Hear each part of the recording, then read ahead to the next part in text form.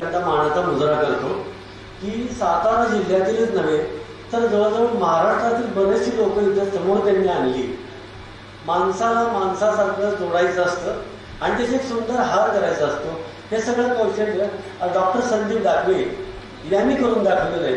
आणि रोज आमचा दिवस उजाडतो तेव्हा संदीपचं काही ना काहीतरी कार्य समोर आलेलं असतं।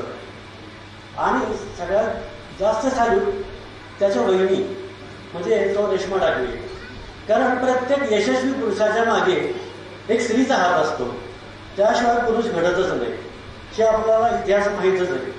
तर आज संदीप जो घडलेला आहे आणि त्याचं जे कार्य आम्ही बघतोय, तर मी जेव्हा मला तरी इन्व्हाइट केलं होतं की या कार्यक्रमाला सर तुम्ही यायचं आहे, तर त्याला मी एवढं म्हणलं, अरे आम्ही 4 भिंतीमध्ये मुलांचं भवितव्य घडवणारी माणसं इथं आल्यानंतर आम्हाला बोधवत आहे, अशी सवय नसते आम्हाला। पण तो सर म्हणला की तुम्ही कधी वरती येणार, पुढे येणार आणि मला तुम्हाला पुढे आणण्यामध्ये खूप आनंद वाटतोय। आणि खरं तर त्याचं आम्हाला तो गुरु मानतो, हा त्याचं मोठेपण आहे आणि त्याचं त्यानं आज एक चांगल्या एकलव्याप्रमाणे त्याची परतफेड केलेली आहे। त्याच्या संपूर्ण कार्याला माझ्यातर्फे आणि माझ्या सर्व कुटुंबातर्फे आणि आपल्या सगळ्यांच्या तर्फे मी धन्यवाद देतो आणि इथे थांबतो। जय हिंद, जय महाराष्ट्र।